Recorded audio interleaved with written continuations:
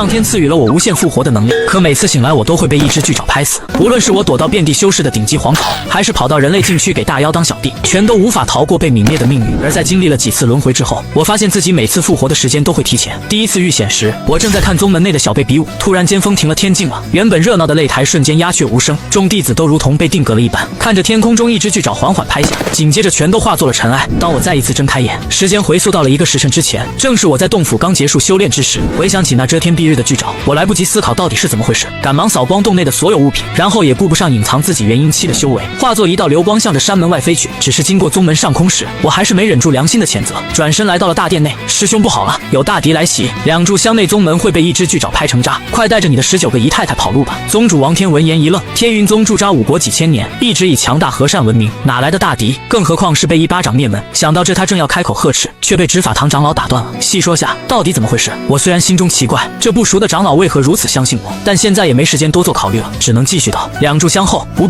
我说的是关于那19个姨太太的事。闻言，我瞬间脸色一黑，完了，被当成疯子了。果然，这破天荒的事情，没有证据根本就说服不了别人。看着师兄一边贿赂我，一边拉着我向外走的样子，我暗自思索，如今已经过去了1炷香的时间，再跑肯定来不及了，只能废物利用了。师兄，你千万要信我，那巨爪根本无法抵挡。现在时间不多了，等会你记得仔细看看，那到底是个什么玩意？记住，死之前一定要大喊出来。紧接着，大殿内一片沉寂。师兄觉得我在咒他，不想开口。长老们认为我修炼修傻了，懒得搭理。就这样，在这令人窒息的死寂中，1炷香的时间缓缓流逝，殿外依旧阳光明媚，什么都没有发生。看着众人那玩味的目光，我刚准备让师兄再多给一些时间，却忽然发现他们都定格住了。风停了，天静了，那熟悉的感觉又来了，一股来自灵魂的威压笼罩天地。师兄最后也没有呼喊出声，他虽然有化神期的修为，但和我这蝼蚁并无区别。再次醒来时，我又出现在了山洞内，这次我什么都不考虑了，死道友不死贫道，刚师兄没伤我都是好的。元婴期的修为彻底爆发，向着山门外疾驰而去。临飞出山门前，我感到后山有数道修为惊天的人物窥视，果然这几个老家伙还活着，比我还能搞。接下来的时间，我来到了5国国都，这里虽然有很多奇人异士坐镇，却什么都改变不了。当那巨爪落下时，谁都无法发出声响，所有人眼睁睁看着自己化作尘埃。再次睁开眼，我依旧在洞府之内，不过这次的时间是深夜，相较于上次回溯又提前了3个时辰。渐渐的，我想通了一丝事情，也许不是时间提前了，而是距离变远了。那恐怖巨手的覆盖范围很有可能是整个5国，一定要逃得更远。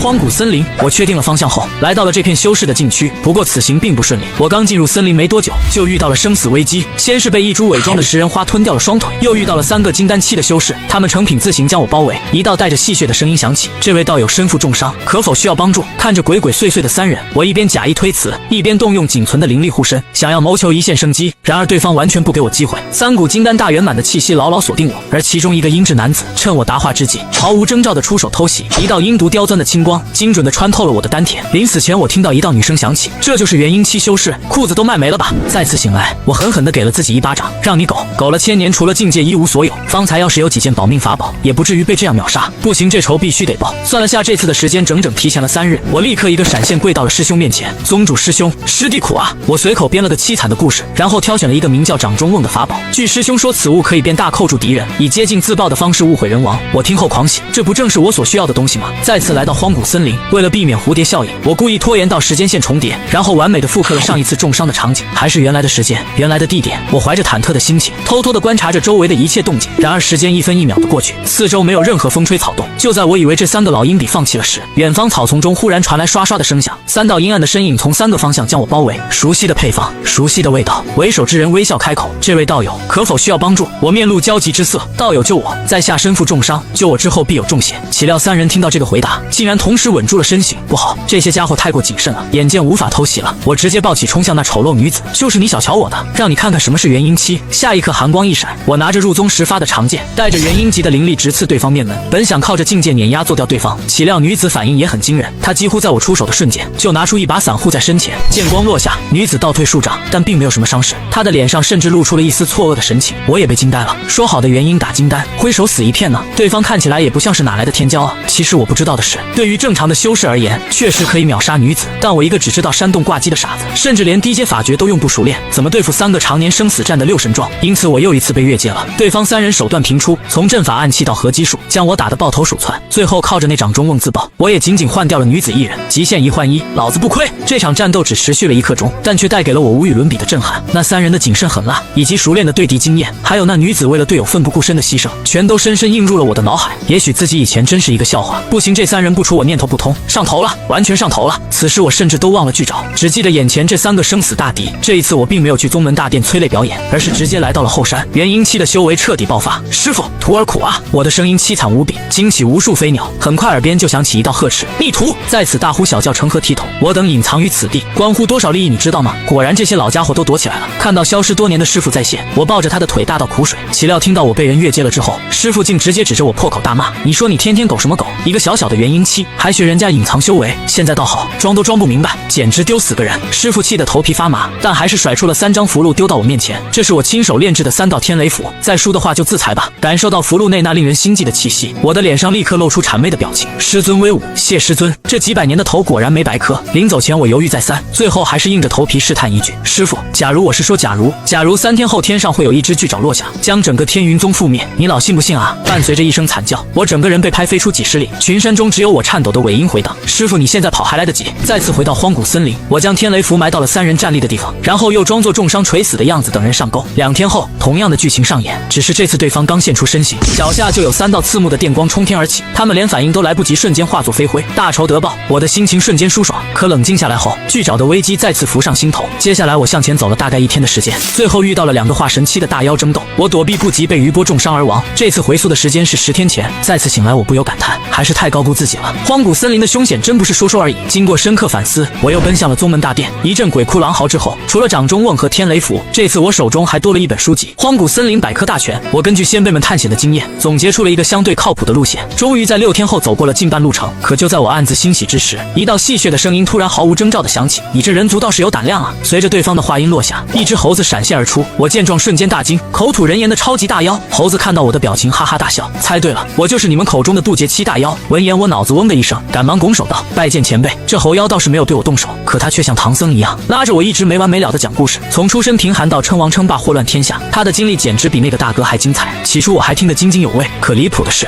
这家伙竟一直得罢了3天3夜都没讲完。眼看时间快到了，对方还没有停下的意思，我只好硬着头皮打断：前辈停一下。猴子原本正讲得津津有味，忽然被我插嘴，顿时火气上头，强忍着不爽道：有屁快放！闻言我也不生气，立刻好奇地开口询问：前辈可知道天下间有什么妖兽的爪子有遮天蔽日那么大吗？他不知道我形容的遮天蔽日有多大，只得猜测道：深渊有巨猿，身躯1000丈，一掌下来遮天蔽日，不，那不够大。猴子闻言诧异，盯住我深思片刻道：传闻南海有龟沉睡万年，其背可奈一国，其爪遮天蔽日。我第一次听说这种生物，不免感叹天地之造化，但仍然说道还是不够，此龟的全身加在一起，才勉强算遮天蔽日。猴子闻言有些恼怒：这个世界上哪里有如此庞大的生物？你莫不是怕我吃了你，寻我开心呢？我听后正要解释，然而下一刻风停了，天静了，熟悉的感觉又回来了。我在灵魂的震颤中努力抬起头，对着猴妖大吼：前辈你看，就是这么大的。随着一道道威压浮现，巨爪缓缓落下。不过让我感到惊喜的是，那猴子竟然可以挣开束缚，向着远方逃去。只是巨爪的范围实在太广了，它依旧落得个灰飞烟灭的下场，但我却很是兴奋。要知道在此之前，我从没见过有人能在巨爪下动弹分毫，而眼前的猴子还只是渡劫前期，那么渡劫后期甚至大成期呢？是不是他们有能与之对抗的实力？这次醒来时间来到20天前，依旧是在自己的洞府内。由于对荒古森林有了大概了解，我紧绷的神经倒是放松了不少，也许该去好好告个别了。于是我来到大殿内，和宗主王天相对而坐。师兄，我想去外面走走了，来和你道个别。师兄见我脸色不好，以为是因为名声所累，笑着安慰道：不就是筑基期常青树吗？你就好好在洞府内修炼，宗门还能再养你1000年。我闻言有些窘迫，要是再混1000年，自己的脸真就没地方搁了。想到这我元婴期的修为爆发，师兄见状顿时一惊，苦笑道：你瞒得我好苦啊。接下来我向师兄打听了修仙界的一些事情，然后一拱手：宗主师兄，师弟此去路途遥远，不必挂念。荒古森林更是一路荆棘，若是师弟折在里边，那也是命数至此，不必派人来寻。这番话我说的情深意切，但师兄却一脸诧异之色。师弟要独闯荒古森林，为何不用传送阵？闻言我整个人都不好了。传送阵？我死了这么多次，你说这里有传送阵？师兄看着我一脸懵逼的神色，又开口解释：宗门有座大型传送阵，直通荒古森林对面的大燕帝国，并且每年都会派弟子去买卖物品，这你都不知道？听完这话，我猛地爆发出一声凄厉的悲鸣，2行滚烫的清泪不受控制的汹涌而出。许久以后，我站在符文繁杂的大型传送阵上，看着宗门内的场景，眼神复杂。也许要不了多久，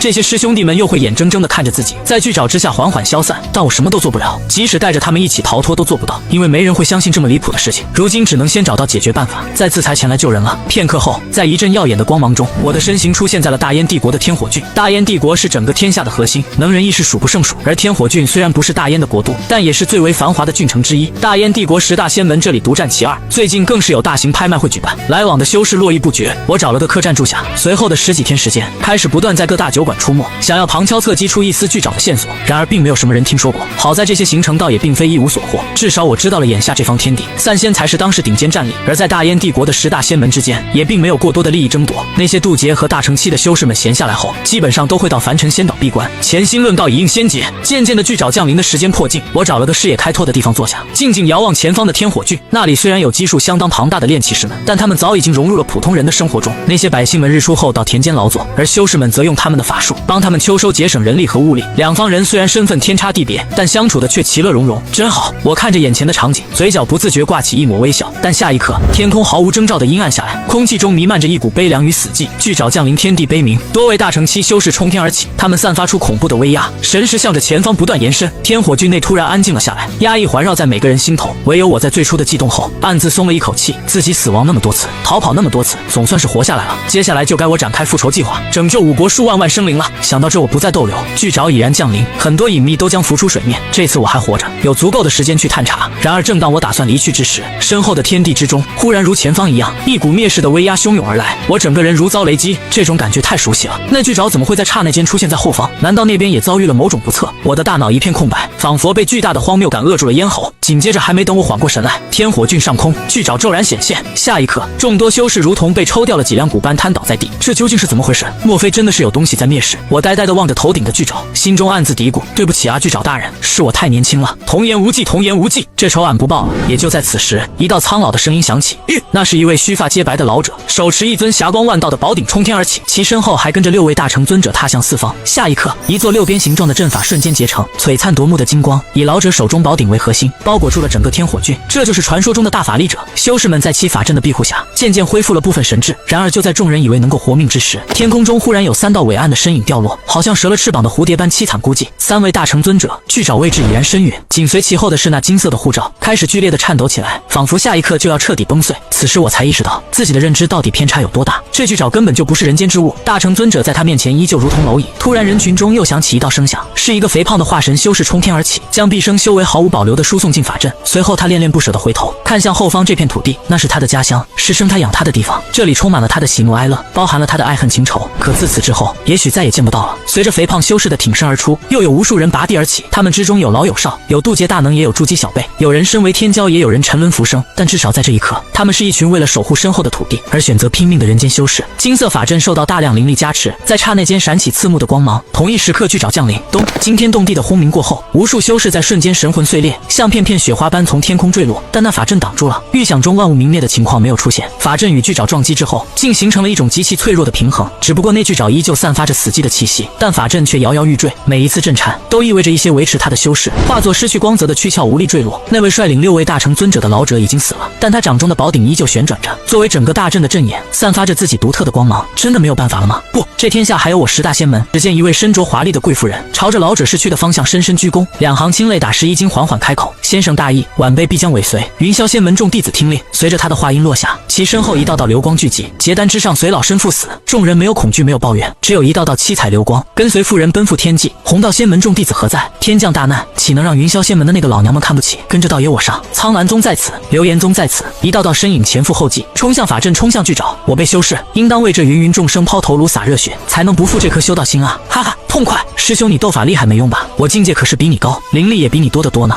可惜要死了呢，也太突然了。是谁满含热泪慷慨赴死？又是谁一腔热血斩妖除魔？看到眼前的一幕幕，我的心中大受震撼。谁言修士自私自利？谁言我辈贪生怕死？这就是天火郡吗？这就是大燕帝国的修士吗？那一道道舍生忘死的言语席卷着我的大脑，让我也想融入其中，和巨沼拼得你死我活。但我忍住了，现在正是关键时刻，我必须活着才能观察事件走向，才能找到巨沼破绽。时间流逝，血流成河，悲壮的故事继续在天火郡上演。金色阵法渐渐地变得固若金汤，那遮天蔽日的大手开始虚化，所有修士纳来自灵魂的压迫感消失了，我亲眼看着心头的梦魇覆灭，不敢相信这是真的。原来巨爪是天地法相，是由法力凝聚而成，不是本体，怪不得如此巨大。整个天火郡爆发出难以想象的欢呼，但当我看向天空时，瞳孔却猛地一缩，因为主持大阵的几位大能，他们并无放松之色，反而更加紧张。就在我汗毛倒竖之时，那熟悉的窒息感再次袭来，风停了，天静了，遮天蔽日的巨爪又一次降临，所有的修士都愣住了，他们劫后余生的喧嚣瞬间消失，比之前更加绝望的氛围开始弥漫在每一个人的心头，他们再也生不起反抗的念头。而那早已布满裂痕的金色光幕，在这重新降临的巨爪下，如同玻璃般瞬间崩碎，天空中再也无人抵挡，所有的生灵毫无保留地暴露而出，紧随而来的就是万物寂灭。当我再次重生回洞府时，只觉得满心冰凉。数分钟前，天火郡修士舍生忘死的身影还历历在目，可为何就找不到一点希望呢？这次我没有再进行任何行动，而是就这么坐在洞府内，1分钟2分钟，1天2天1个月，直到经历了好几次轮回之后，我才猛然惊醒。还有凡尘仙岛，那是整个天下战力最顶端的地方，天火郡都能击溃巨爪一次，凡尘仙岛那么多大能，只要能稳住消耗，一定有活命的机会。此次回溯是3个月前，充足的时间让我少了些紧迫感，所以我又重新坐下暗自盘算，凡尘仙岛作为顶尖人物汇聚的地方，应该能打听出巨爪的来历，但在去之前得准备足够的宝物和灵石，否则可能连住宿的费用都付不起。想到这，我把目光看向了宗门大殿的方向。半个时辰后，师兄王天指着一众老祖破口大骂：“你说你们几个老东西，早给你们说过，趁着还能活，多去秘境和荒古森林探险，给宗门寻一些资源，可你们非要扮猪吃老虎，隐藏在后山，结果啥用都没有，还被师弟一个元婴期的菜鸟感知到了。”我原本在一旁看热闹，听到这话瞬间脸黑了下来。我知道自己菜，但你是不是不礼貌了？等师兄骂了半天之后，他直接把我提供的藏宝图拿了出来，那是我上一次在天火郡时无意中打听到的银庚金的信息。作为天下第2的奇物，价值肯定无可估量。我原本可以在多次轮回后自己去拿，但眼下时间紧迫，只能拿这个消息从这些老祖手中抠灵石了。2天后，我带着老祖们的所有存款，踏上了前往凡尘仙岛的传送阵。凡尘仙岛是一座漂浮在海面上的巨大岛屿，上方不仅有即将渡劫的修士讨论心得，还有很多修士前往朝圣，也因此此地的物价不是一般的贵。自己带来的数十万灵石，在3个月内硬是消耗了七七八八，却没有打听到一丝有关巨爪的消息。直到这天，我在酒楼内遇到了一个名叫白青的宗门天骄，在他的描述下，我得到了一个振奋人心的消息。原来在这凡尘仙岛，单渡劫期修士就有上百位，大成期只是明面上也至少有10数位，并且他们竟都在寻找一个名叫李寻的人，居然和我同名同姓。我们聊了很多，最后他告诉我，想要收集消息，可以去多宝楼。我本想去打听一下，岂料在路上竟感到了一阵压抑的气息。凡尘仙岛上的传送阵开始频繁闪耀，修士灵宝也越聚越多，有一种风雨欲来的感觉。莫非他们知道巨爪要降临了？2天后，一道沉闷的音爆声骤然响起：“张大掌教，这都追到凡尘仙岛了，你还不肯放弃吗？”那是一个身披黑袍、周身翻滚着阴煞魔气的修士，与他对峙的是一位满脸怒火的老者。两人虽然在天空中死斗，但我却感到了一阵心安。这下稳了，只说这2人的实力，应该就能抗住巨爪，更别说那些隐藏在暗中的人物了。要知道，之前天火郡的那位老者，也只是大成中期的境界，而这2人的气息比他强了无数倍。更让我惊喜的是，就在2人打出真火之时，有道不容置疑的声音忽然响起：“2位道友，危机在前，先放下恩怨，随我来。”我去，这大佬是谁？让2位半步仙人毕恭毕敬。那是散仙欧阳清风。散仙虽然是渡劫失败断了仙路的存在，但人家毕竟受过仙劫洗礼，在这清源界依旧是顶尖战力，极少有大成期强者可以硬刚。在议论声中得知这些，我刚才的好心情瞬间荡然无存。因为如果连散仙都认为是危机，需要召集这么多人对待的话，那么这巨爪的实力到底有多强？到时候如果他们真解决不了，又该跑去哪里呢？接下来的几天，我开始更加频繁地出入多宝阁，并且购买了大量的书籍。期间我虽然依旧没找到巨爪的来历，但至少也了解了这世界叫清源界，只是一个小世界，和10大仙门中的清源仙门同名。至于2者是否有联系，倒是没有提及。不过如果只是一个小世界的话，那巨爪是不是更高层次的天外来物呢？3天后，异变突生，环绕仙岛边缘的擎天玉柱绽放光芒，随后化作一个巨大光罩，封印了整个凡尘仙岛。紧接着一道声音传出：“老夫逍遥真人，诸位道友莫慌，法阵是为了抵御外敌，不会限制你等自由，想离开的可以通过传送阵离开。”他的话音刚落，无数修士开始紧张起来。外敌？需要凡尘仙岛如此对待的外敌究竟有多强？就在众人一脸震惊之时，逍遥真人又再次开口：“天机阁曾预言，清源界将有大难，而凡尘仙岛就是主战场，是去是留各位自行决定。”这话落下，人群中炸锅，是什么外敌把凡尘仙岛当主战场？开什么玩笑！很快，岛内的普通修士彻底乱了起来，有人冲向传送阵，有人趁乱抢夺灵石法宝，而我的心里也十分震撼，居然有人能推算出巨爪降临。天机阁这个名字，我最近博览群书，怎么从没听过呢？看着窗外暴动的人群，我不免发出一声叹息。其他修士不知道，但我经历过无数次时间回溯，很清楚，如今整个世界都被巨爪笼罩，若凡尘仙岛都挡不住，那这清源界哪还有生机？这时又有一道声音响起：“这里是否有一位名叫李寻的道友，请前来岛中心一叙。”第2次听到这个名字，我心头猛地一跳，自己身负时光回溯之命，莫非他们找的真的是我？无论如何都该尝试一番。想到这，我跑进人群，对着虚空朗声道：“前辈在下，名字叫李寻。”我的话音刚落，一道道恐怖的神念就瞬间落下，将我从头到脚扫视一遍。半晌后，那声音带着戏谑再次响起：“小辈，能让老夫称为道友的，可不是元婴期哦。”尴尬了，感受到周围无数嘲讽的目光，我立刻跑回客房，内心也不再琢磨此事，说不定真有个和自己同名同姓的大能呢。接下来的时间，凡尘仙岛不断有修士离开，也不断有修士赶来，他们带来了很多奇怪物品，其中一座凶恶的雕像，更是让我看一眼都如坠深渊。就这样，直到半个月之后，正在客房打坐的我忽然睁开双眼，来了！在凡尘仙岛众人的感应中，北方传来一阵毁天灭地的力量，那种天地间的震颤之感，让所有人都心惊胆战。紧接着，东方、西方，乃至于整个天地都开始震动。这就是传说中的灭界之威吗？随着时间的推移，天空开始飘起雪花，整个清源界仿佛都在为消失的生灵而哭泣。终于封停了天境了，一只滔天巨爪降临在了凡尘仙岛上，紧接着无数修士开始定格。而我万万没想到的是，就在巨爪从天而降的刹那间，一道剑光直冲天际，下一刻巨爪居然被瞬间洞穿。只是一剑，那曾经瞬灭五国，让整个天火郡举全郡之力对抗的巨爪，就如同一个脆弱的幻影般破碎，缓缓消散在天地间。这就是大成后期修士的力量吗？我满脑子的难以置信，抬头看向那黑衣身影，剑仙许悠扬面容凌冽，带着冲天剑意立在云端。但是这还没完，紧接着第二只巨爪幻化而出，随之而来的是一道长啸，哈哈，天地大劫也不过如此。许剑仙，你已经元气受损，这一击让老夫来吧。言语间，一只青色小旗冲天而起，吸引9道雷柱落下，直击巨爪。巨爪被雷电包裹，不消片刻便化为飞灰。我认出了那面旗子，云巅仙门的镇派至宝天雷幡，强者配至宝，简直恐怖如斯。接下来巨爪不停幻化而出，但凡尘仙岛的顶尖修士太多了，所以看起来仍有余力。在巨爪幻化了9次之后，那种压迫心灵的感觉终于消失了。9为数之极，天地大劫度过了吗？灭界之灾真的有这么简单吗？凡尘仙岛所有的顶尖战力，内心全部发出疑惑。如果仅仅是这种程度，他们根本没必要聚集起来，分散到各地耗费一些心神，去逐一击溃巨爪即可。如此准备，反而让世界各地失去了保护力量，使得清源界的生灵几乎被灭尽了。天机子的推算究竟是什么目的？就在这劫后余生的死寂中，忽然一种低沉缓慢却直击灵魂的震颤之声毫无征兆地响了起来。所有修士无论修为高低，都惊恐地发现自己心脏竟跟随那节奏开始搏动，随之而来的是深入骨髓的窒息之感。怪物的本尊来了，他粗壮的四肢踏着云端，带着毁灭死亡等负面气息，向着凡尘仙岛缓慢移动。下一刻，无数修士如同被抽掉了脊骨，瘫软在地。而大能们在观察怪物片刻之后，都明白了一个道理：面对此敌，必须赌上身家，全力以赴，不然就是清源界灭界之时。3名老者当机立断，齐齐打出磨练已久的合击阵法，但这道术法打在怪物身上，竟只能发出金属般的摩擦声，连其皮肤都破不开。而剑仙许悠扬的至强一剑，也仅仅是在怪物身上留下一道浅浅的伤痕。不过虽然伤痕并不大，但怪物明显吃痛了，他没了之前的镇定自若，布满血丝的双眼中展现出凶狠憎恶的状态。紧接着怪物突然消失了，以近乎瞬移的方式出现在许悠扬的身旁，一爪将其抓成血雾。太快了，死寂笼罩了战场，前一秒还在奋力攻击的修士们，动作全都瞬间僵住，无边的寒意从脚底板直冲天灵盖。